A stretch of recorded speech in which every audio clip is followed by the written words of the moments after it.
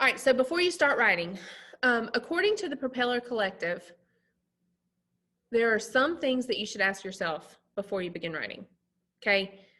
Can you find this answer anywhere else? If you can find the answer to the question, you should look for the answer to the question first, okay? If you can find it in the syllabus, or if a person in your class has the same assignment or whatever, okay, check there first before you email the teacher. What does that show the teacher or the employer or the professor? That shows them that you care and that you are going out of your way to find an answer before you have to ask them, okay? Because let me tell you, if somebody says, Miss Boyce, I don't know, where is the assignment for this week? I'm gonna say, have you looked in Canvas? Because all of our assignments are in Canvas. Okay, that will be my response, is have you looked in Canvas? So before I have to take time out of my day to say, have you looked in Canvas? Check Canvas, okay? Or check the syllabus, or check Google Classroom, or whatever platform you're using, okay? Another thing that you need to ask yourself, is an email the best way to communicate your question, concern, etc.? Would it be better to ask your teacher in person or during virtual office hours, okay? There are times when you need more information than you can get from an email or the time allotted for, email correspondence. Sometimes you want to ask the teacher in person, okay? So make sure that you're choosing appropriate times to send emails, and that you are making sure that you have found the information, or you've done your best to find the information before you send the email. Okay. All right, so this is just a guideline for a professional email message. You have your subject line, which we're going to go over that. We're going to go over a greeting, font styles, and emoticons or emojis, okay?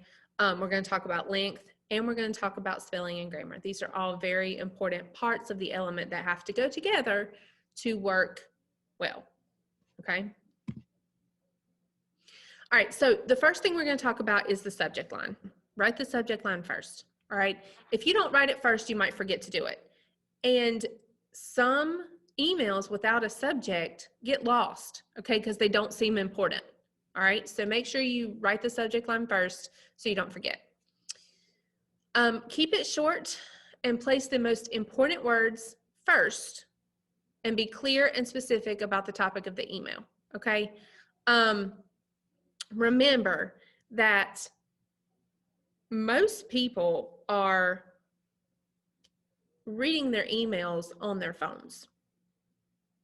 So if they're doing that, there's not a whole lot that they can see from the subject. You've got to put the most important words first, and the ones that make it clear what your email is about first, okay? The subject line should communicate exactly what the email is about so that the recipient can prioritize the email's importance. All right, use logical keywords for search filtering. If somebody sends me an email and I need to go back and look at it later, I usually have an idea of what that email is about, so I can type a keyword in and find it. When there are not keywords in that subject line, it can be difficult to find those emails, okay? So keep that in mind. Make sure to read the subject line to make sure it makes sense, okay? This is another one that is very, very important. Don't put words in all caps. unless you're really meaning to scream at the person, okay? Using all caps may get somebody's attention, but in the wrong way. All caps is the version of yelling for the digital world, okay? Nobody wants to feel like they're being yelled at, especially before they even open up your email, okay? So do not put words in all caps. And make sure that if you mark something urgent, that it's really urgent. Because if you are not writing about something that is urgent and you put the word urgent, it's kind of like the boy that cried wolf, okay? So make sure that you are paying attention to that and making sure that you're, you're giving words that will help the reader remember your email, okay? All right. Some examples of subject lines. First period, question about reading assignment, or junior paper topic selection.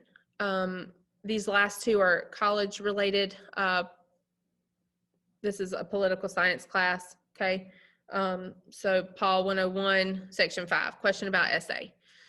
Notice how in the first one and the third one, I've put your class period or the class that you're in, because sometimes you teach multiple classes. And let me tell you, from the beginning, at the very beginning of the school year, when I'm first learning my students and I'm learning who's in what class and, all of that, it's hard to keep up with who's who, okay?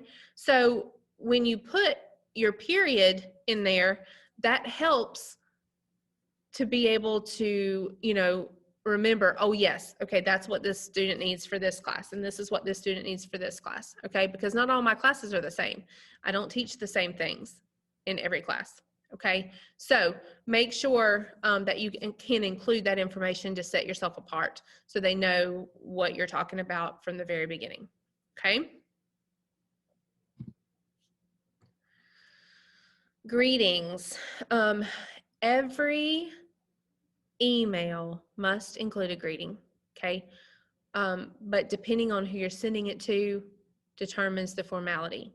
So if you have something formal, this is to teachers or employers or supervisors, elected officials,